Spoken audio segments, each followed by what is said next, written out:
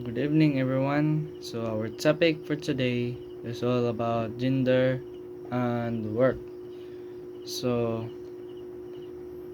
this topic explains that in there are still gender biases going on in workplaces, and challenges still exist, especially for women in leadership roles. So, the first is workplaces must eliminate gender discrimination to promote gender equality.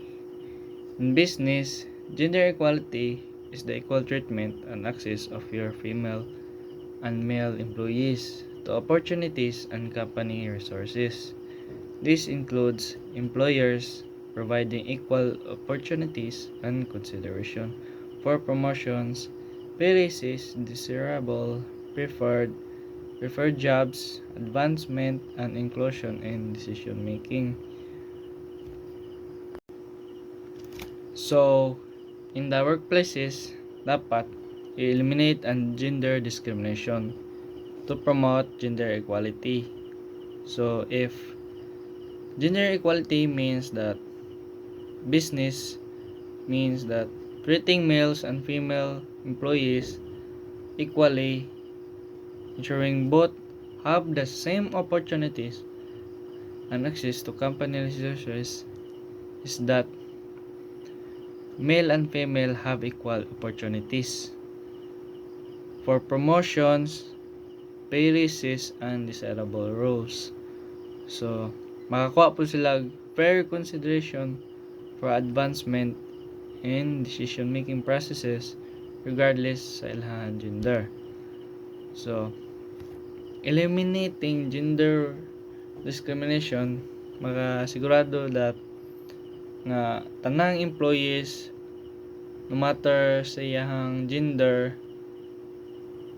kay fair sila nga makasucceed and makakontribute sa company's success or business.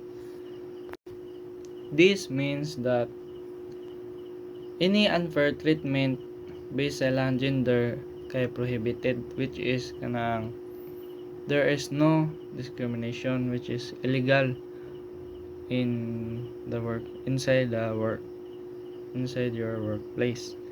So the second is ensuring equal wages for work equal value as mandated by law.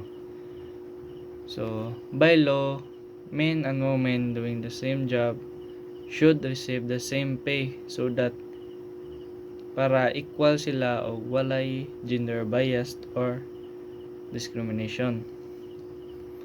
The third one is allowing women in all industries or allowing women to work in the same industries as men. Women should have dapat na sila freedom nga makatrabaho sa laing na industriya pareha sa mga laki or men. Kani nga policies kay makatabang ni nga ma-promote ang fairness and equality in the workplace or inside the workplace.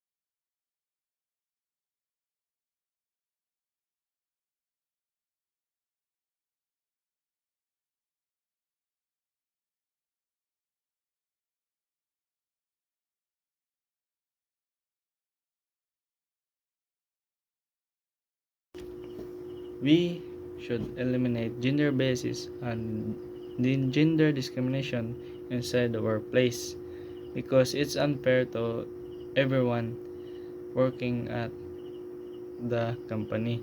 So treating equally helps improve creativity, decision making, and company success.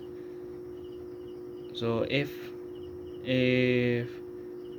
if the company treat everyone fair, so it can keep the employees happy, follow the rules and regulations, and create a better, more inclusive workplace for everyone.